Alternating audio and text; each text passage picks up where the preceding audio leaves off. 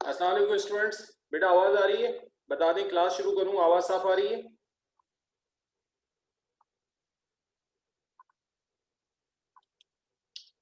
ठीक है जी, क्लास शुरू करते हैं। तो ये जो स्लाइड लगी हुई है ये टॉपिक हमने कल पढ़ा था।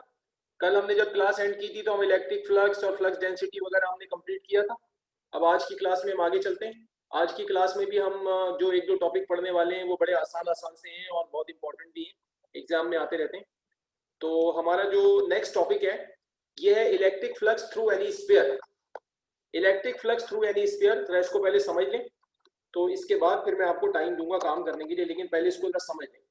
देखो, स्फीयर का मतलब है, स्फीयर का मतलब है कोई बॉल टाइप की चीज। अब आपके पास कोई स्फीयर है, ठीक है जी, आपके पास कोई स्फीयर है। अब इस स्फीयर से गुजरने वाला फ्लक्स निकालना है। तो कल हमने ये पढ़ा था कि इलेक्ट्रिक फ्लक्स किसी चीज से कब गुजरता है, जब किसी चीज की सरफेस को इलेक्ट्रिक लाइंस जो है वो कट करके उसमें से गुजरती हैं, तो बॉडी में से इलेक्ट्रिक फ्लक्स गुजरता है। तो अब अगर ये एक बॉल है, ये एक स्फीयर है, तो इसमें से इलेक्ट्रिक फ्लक्स कैसे गुजर सकता है कि इसके सेंटर पर कोई पॉजिटिव चार्ज, मिसाल के तौर पे Q, ये चार्ज है Q, ये हमने इसके सेंटर पे रख दिया। अब कल हमने आपको, कल नहीं मतलब परसों वर्षों की क्लास में बताया था, जब इलेक्ट्रिक लाइंस पढ़ा रहे थे तो इलेक्ट्रिक लाइंस में कुछ स्ट्रक्चर बताए थे। तो उसमें बताया था कि जी अगर कहीं पर कोई पॉजिटिव चार्ज रखा हो तो मैंने बताया था कि उससे इलेक्ट्रिक लाइंस इस तरह निकलती है। ये मैंने आपको स्ट्रक्चर में बनवाया भी था, बताया भी था, ऐसे निकलती है लाइंस, ये सारी ऐसे निकल रही होती है इसमें, ठीक है जी। तो जब आप इस तरह का एक पॉजिटिव चार्ज किसी स्फीयर के सेंटर पे रखेंगे तो देखिए इससे ऐसे इलेक्ट्रिक लाइंस निकलेंगी, ऐसे ये इसकी लाइंस निकलेंगी।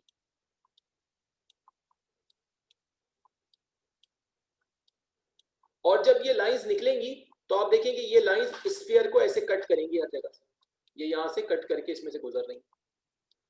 तो जब इस स्फीयर की सरफेस को ये इलेक्ट्रिक लाइंस कट करके, जब इस स्फीयर की सरफेस को ये इलेक्ट्रिक लाइंस कट करके इसमें से गुजरेंगी तो इसकी वजह से इस स्फीयर से इलेक्ट्रिक फ्लक्स गुजरेगा, ठीक है जी। अब उस इलेक्ट्रिक फ्लक्स को मालूम कैसे करना है, तो मैंने आपको कल की क्लास में और पहले भी बताया था कि किसी भी बॉडी से गुजरने वाला इलेक्ट्रिक फ्लक्स निकालने के लिए आप पहले पूरी बॉडी का नहीं निकालते, बल्कि आप पहले बॉडी पर एक स्मॉल एरिया लेते हैं, पहले स्मॉल एरिया का निकालते हैं फिर पूरी बॉडी का निकालते हैं। तो हम क्या करेंगे कि हम इस स्फीयर पर एक स्मॉल एरिया ले लेंगे।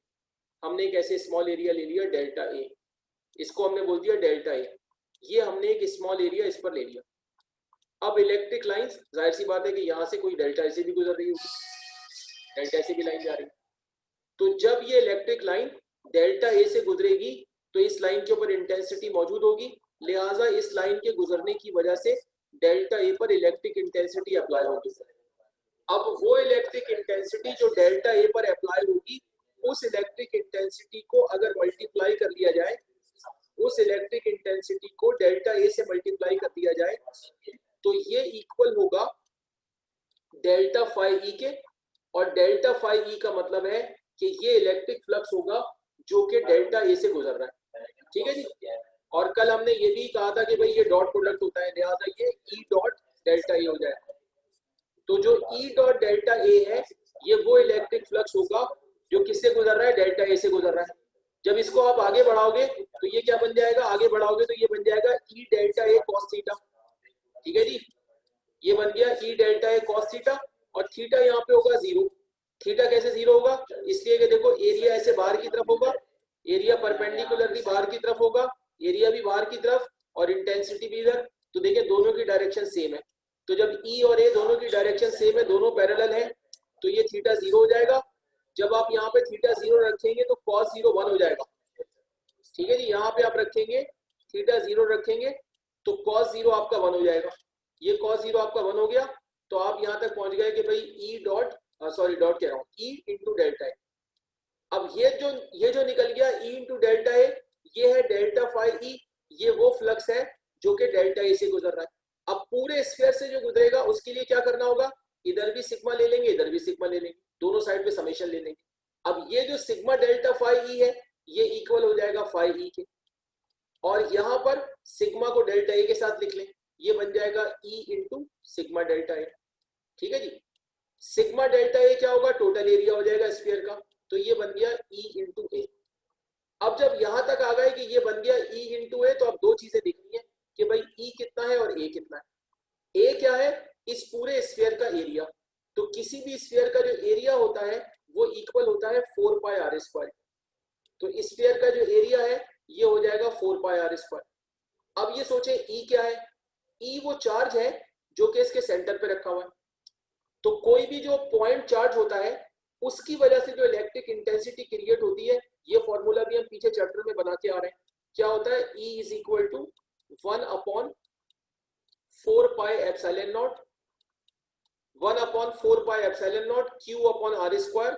ये वो इलेक्ट्रिक इंटेंसिटी होती है जो किसी पॉइंट चार्ज की वजह से क्रिएट होती है। नहीं याद आ रहा तो कॉपी देख लेना, अभी मैंने पढ़ाया एक दो क्लास पहले। तो ये E की जगह रखेंगे और ये एरिया की जगह रखेंगे।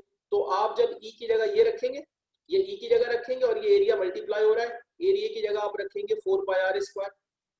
तो क्या होगा? होगा ये कि ये 4 पाई से 4 पाई कैंसिल हो जाएगा, आर स्क्वायर से आर स्क्वायर कैंसिल हो जाएगा। तो सिंपल आपका बच जाएगा Q अपॉन एप्सिलॉन नॉट। तो Q अपॉन एप्सिलॉन नॉट जो होता है ये फॉर्मूला होता है इलेक्ट्रिक फ्लक्स का जो किसी भी स्फीयर से गुजरता है। इसमें एप्सिलॉन नॉट तो कांस्टेंट है जिसको बोलते हैं constant of permittivity for free space. ये कूलम्स लॉ में तस्करा आ गया है, आ चुका है इसका। और इसकी वैल्यू क्या होती है? 8.85 इंटू 10 पावर -12 कूलम स्क्वायर पर न्यूटन मीटर स्क्वायर। और Q वो चार्ज है जो स्फीयर के सेंटर पे रखा हुआ है। इसका मतलब है कि अगर आपको ये मालूम है कि किसी स्फीयर के सेंटर पे कितना चार्ज रखा हुआ है तो आप उससे गुजरने वाला इलेक्ट्रिक फ्लक्स निकाल सकते हैं, क्योंकि नीचे तो एप्सिलॉन नॉट कांस्टेंट रखना है, बस ऊपर चार्ज की वैल्यू रखेंगे तो ये फाइंड हो जाएगा। अब ये जो मैंने आपको सारा समझाया है, अब ये देखेंगे कि यहाँ पे ये सारा ऐसे ही मौजूद है जो मैंने आपको भी समझाया है। ठीक है, मैं आपको भी पूरा टाइम दूंगा, लेकिन एक नजर इस पर डाल लें कि जो मैंने आपको समझाया है वो सेम है। देख लें आप कि यहाँ पे ये देखें स्फीयर है और इसके सेंटर पे ये चार्ज रखा है Q, और ये सारी लाइंस निकल रही हैं, ये डेल्टा ए है। ठीक है जी। तो जैसे मैंने आपको बताया था, suppose a positive point charge Q is placed at the center of a sphere. The electric lines of force from this charge will spread equally in all directions and so cut perpendicularly the surface of a sphere. Due to this, some electric flux passes through the sphere. In order to find this flux, we first consider a small area delta A. If the electric intensity applying on delta A is E, then electric flux through delta A क्या होगा? Delta phi E, जो मैंने आपको बताया E dot delta A होगा, फिर E delta A cos theta हो जाएगा, फिर थीटा 0 हो जाएगा। देखिए ये शो किया है, इस एरिया को मैंने बाहर निकाल के दिखा दिया। ये डेल्टा A देखो इसकी डायरेक्शन बाहर की तरफ है और जो इंटेंसिटी है ये भी इस बाहर की तरफ है, दोनों की डायरेक्शन सेम हो गई, तो ये थीटा 0 हो गया। अब थीटा को 0 रखोगे, cos 0 1 हो गया, तो डेल्टा फाई आपका क्या आ गया? E इंटू डेल्टा A आ गया। फिर टोटल निकालने के लिए क्या हो गया? इधर भी सिग्मा आ गया, यहाँ भी सिग्मा आ गया।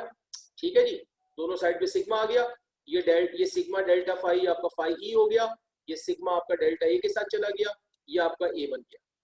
फिर मैंने क्या बताया था? ये इंटेंसिटी जो होगी ये 1/4 pi epsilon naught Q upon r square होगी, और स्फीयर का एरिया मैंने आपको बता दिया 4 पाई आर स्क्वायर है, वो भी आप देख सकते हैं। ठीक है जी, स्फीयर का एरिया भी आपको नजर आ रहा है। स्फीयर का एरिया यहाँ रखा 4 पाई आर स्क्वायर।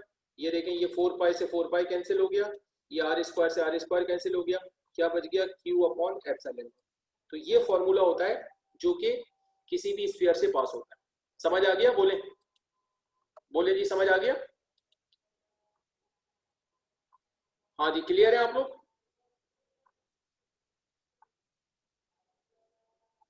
बोलो भाई। ठीक है, ठीक है। तो अब मैंने चूंकि पूरा टॉपिक आपको एक ही गो में समझा दिया, वन गो में पूरा टॉपिक समझा दिया, लिहाजा मैं आपको टाइम दूंगा। मैं आपको 10 मिनट का टाइम दे रहा हूँ, आप आराम से इसको करें, क्योंकि ये इंपॉर्टेंट टॉपिक है, एग्जाम में काफी आता है। लिहाजा आप इसको आराम से करें, फिगर विगर सही बनाएं। ठीक है जी, आपको 10 मिनट का टाइम दे रहा हूँ। शाहजेब खान कह रहा है, सर ये जो ई का फॉर्मूला लिखा है ये समझ नहीं आया। इंटेंसिटी का हो भाई, तुमने पिछली क्लास से मिस की है क्या? लास्ट इक्वेशन अगेन बता दें, कौन सी लास्ट इक्वेशन बता दूं भाई? इंटेंसिटी का जो फॉर्मूला है, क्या पिछली क्लास में मिस की है आपने? और ये अमीन कह रहा है लास्ट इक्वेशन बता दे। लास्ट इक्वेशन कौन सी भाई?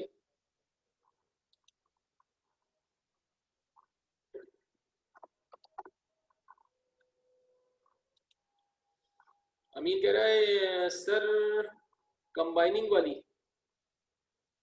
और शाहजेब कह रहा है नो सर क्लासेस अटेंड की हैं, तो फिर ये फॉर्मूला क्यों नहीं समझ आ रहा? ओ भाई ये फॉर्मूला जो है ये क्या है? Electric intensity near point charge. पहले मैंने इलेक्ट्रिक इंटेंसिटी पढ़ाई थी, फिर अगला टॉपिक पढ़ाया था electric intensity near a point charge. निकालो वो फॉर्मूला, यही तो है, पूरा ड्राइव कराया है मैंने। Electric intensity near a point charge, पूरा फॉर्मूला मैंने ड्राइव कराया।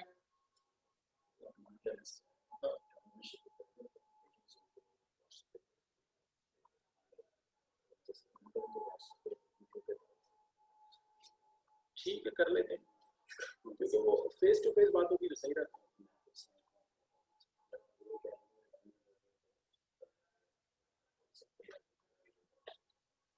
तो आप ही के कंप्यूटर पर बैठ के करना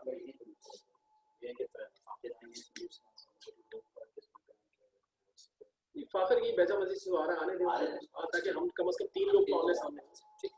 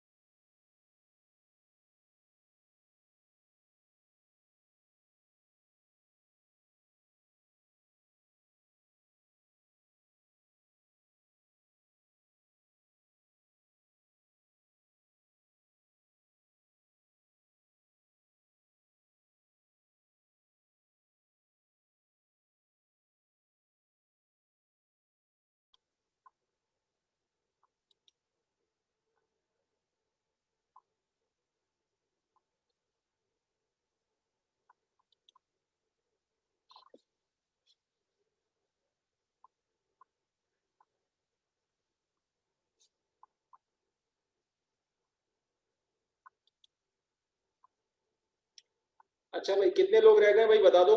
लास्ट लाइन मैंने साइड में लिख दी है, अब जो रह गया मुझे बता दो तो मैं आगे चलता हूँ।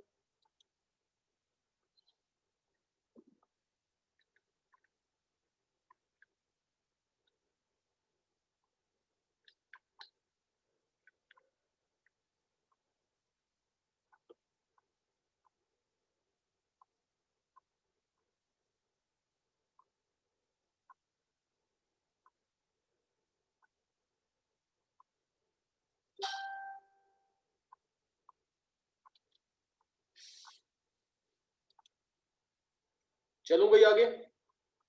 ठीक है भाई, मैं आगे जा रहा हूँ, अगर कोई रह गया तो बता दो।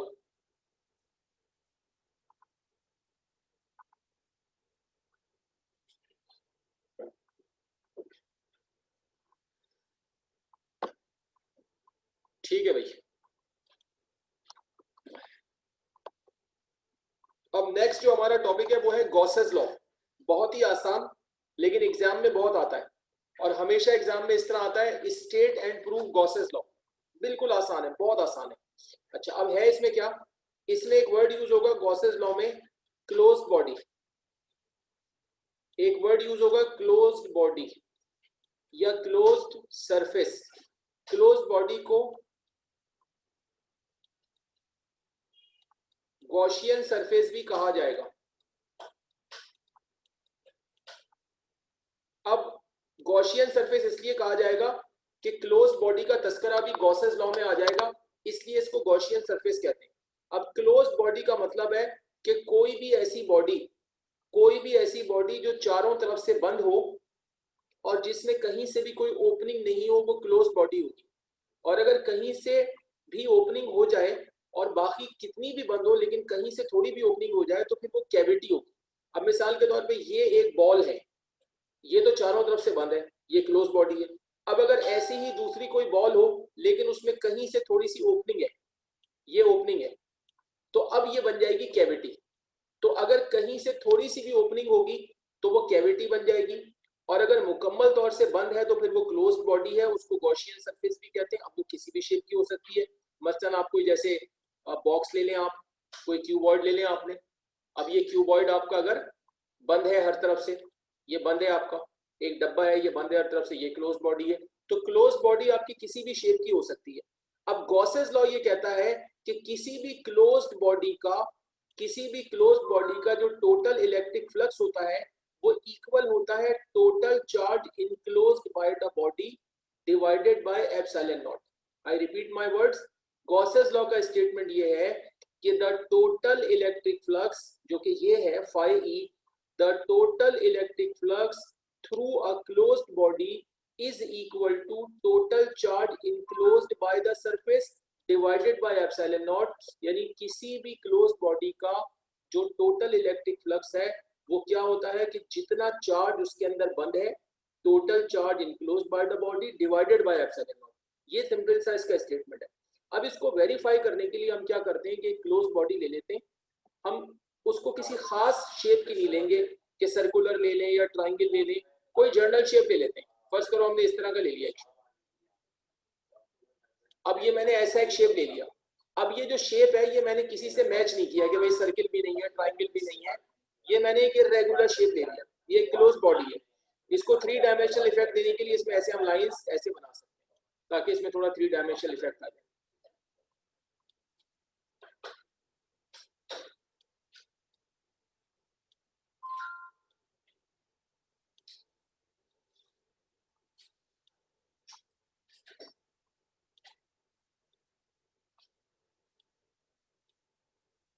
अब ये इसको थोड़ा 3 डायमेंशनल इफेक्ट दे दिया कि ये एक बॉडी है, कोई गोल टाइप की बॉडी है, और ये चारों तरफ से बंद है, अंदर इसके जगह खाली है, और जो अंदर इसके जगह है तो इसके अंदर बहुत सारे पॉजिटिव चार्जेस जो है इसके अंदर मौजूद है, बहुत सारे चार्जेस इसके अंदर मौजूद है इसके अंदर। ये हो गई हमारी क्लोज बॉडी। ठीक है जी।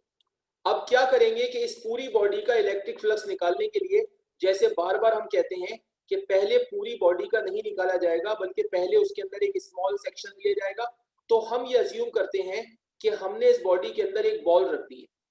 ये जो बॉल हमने इस बॉडी में रखी है इसको नाम देंगे डेल्टा A1 का।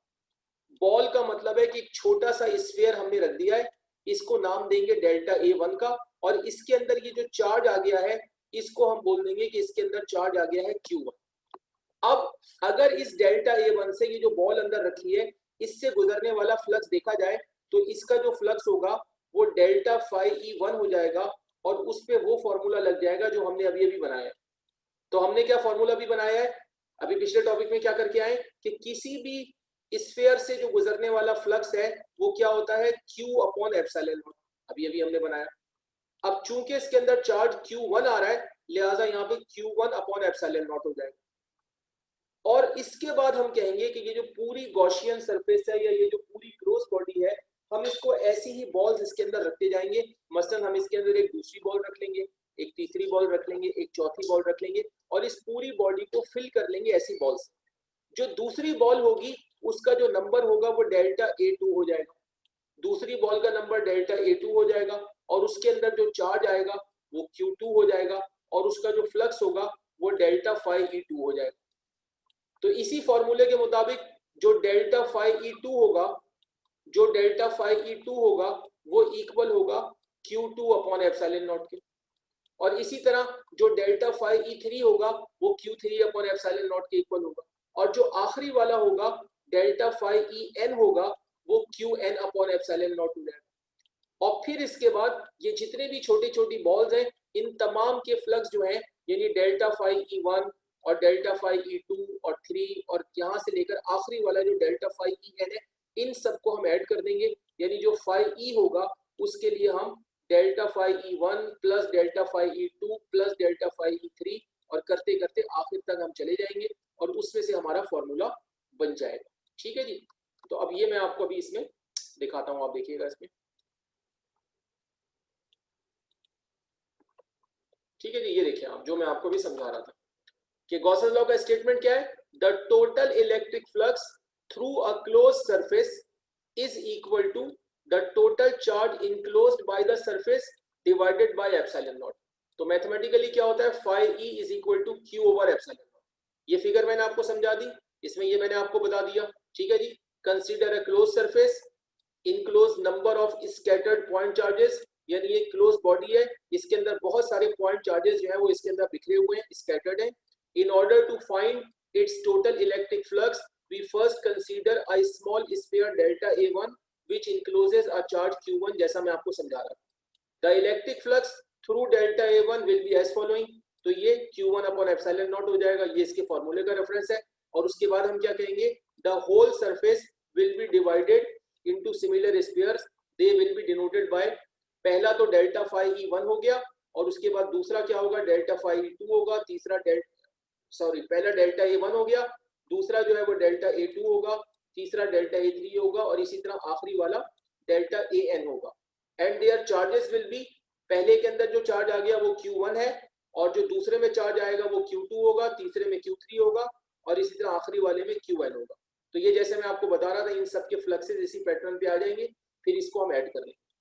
बोलो आसान है बिल्कुल, बताओ भाई, बिल्कुल सिंपल है, और ये बहुत एग्जाम में आता है। 10 ईयर्स पेपर देखो, तुम्हें 10 साल में ये 2-3 दफा पेपर में 4 दफा मिल जाएगा। सिंपल आता है 7 नंबर में, 7 मार्क्स में आता है, state and prove Gauss's law, अक्सर आता रहता है। बोलो भाई क्लियर हो?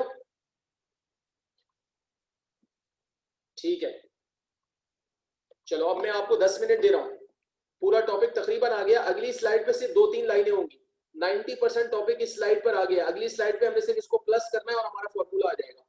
तो इसलिए मैं तुम्हें 10 मिनट दे रहा हूं, तुम आराम से फिगर विगर बनाओ, काम ठीक करो, क्योंकि मैं बता रहा हूं ये सारे टॉपिक इंपॉर्टेंट है जो अभी चल रहा है। ठीक है, चलो शाबाश, स्टार्ट करो।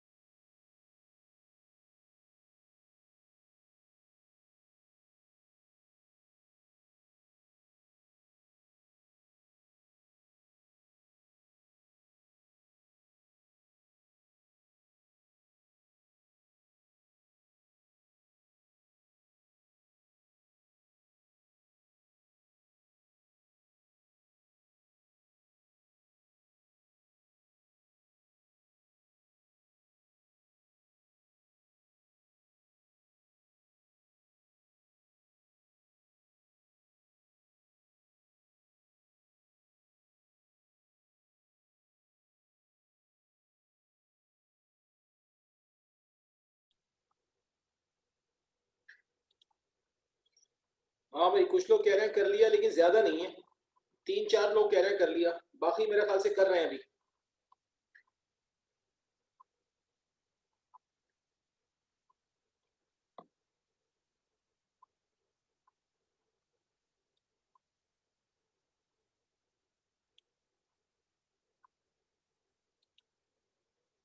ठीक है करें, आराम से करें, कोई मसला नहीं है, बिल्कुल आराम से करें, कोई जल्दी नहीं है, क्योंकि ये सारे टॉपिक वो हैं जो एग्जाम में आने हैं, इनका काम आपको समझना भी है, समझना भी अच्छी तरह से, और काम भी ठीक तरीके से करना है। यही काम आप एग्जाम में करके आ रहे हैं। हर साल ऐसा नहीं होगा कि बगैर एग्जाम के आप आगे बढ़ जाएंगे, समझिए आप। इस साल तो हो गया, अगले साल पेपर देना पड़ेगा भाई।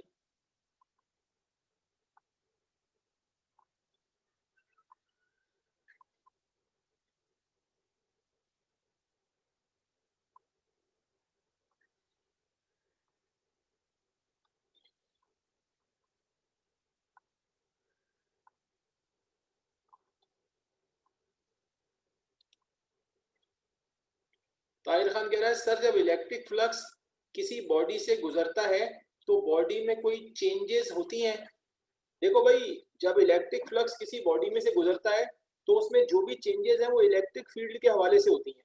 अब मिसाल के तौर पे आप किसी ऐसी बॉडी के पास से गुजर जाएं जिसमें से इलेक्ट्रिक फ्लक्स गुजर रहा हो तो आपको तो कुछ भी नहीं होगा।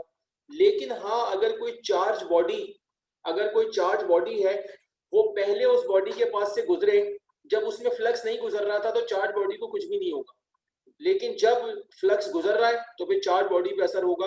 लिहाजा इलेक्ट्रिक फ्लक्स के गुजरने की वजह से जो इलेक्ट्रिक फील्ड है उसके अंदर चेंजेस आती हैं, और उसका असर जो होता है आसपास जो बॉडीज होती हैं उन पर हो रहा होता है।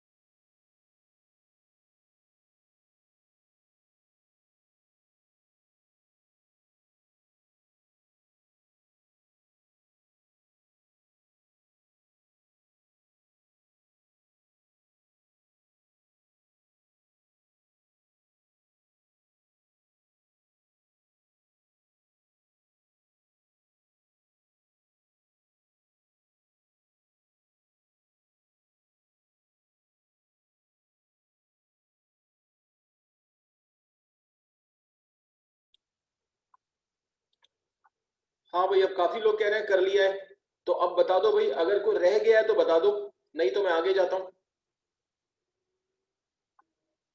कोई रह गया है तो बता दो भाई।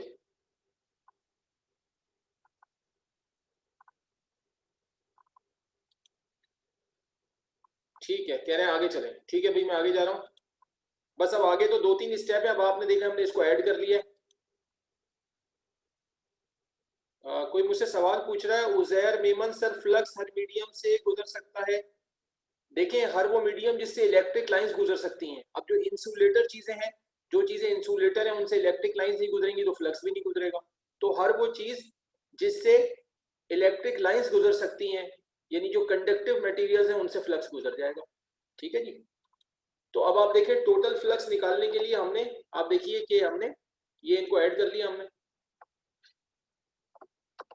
ठीक है जी, ये सारे ऐड हो गए, इनकी वैल्यूज रख दी जो हमने निकाली थी।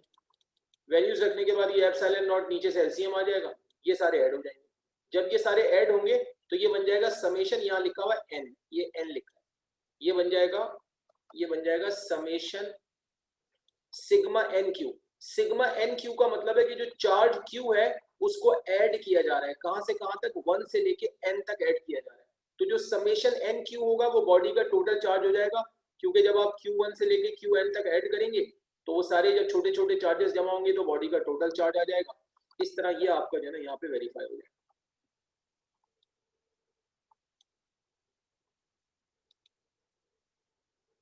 ठीक है जी, इसको कर लें। बस यहाँ तक करने के बाद जो कर रहा है वो लीव कर सकता है। यहाँ तक करने के बाद यहाँ पर आज की क्लास कंप्लीट है। नया टॉपिक इंशाल्लाह नेक्स्ट क्लास में कराएंगे आपको।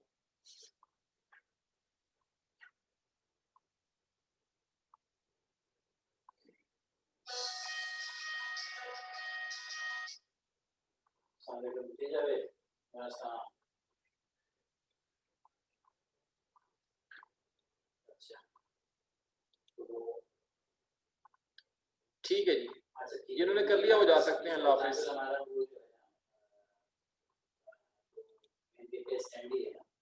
हमारा क्या साइज है, 4/6 है ना।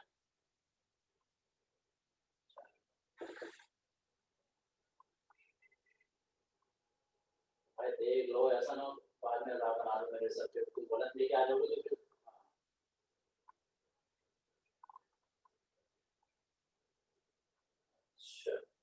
लेकिन मेरे पास जो डिजाइन बात मेरे पास जो डिजाइन में बाकायदा लिखा हुआ 4/6, तो इसलिए मैं परेशान हूँ तुम कैसे कर रहे हो इस बात को। हाँ, सुपर सेटर मुझे 4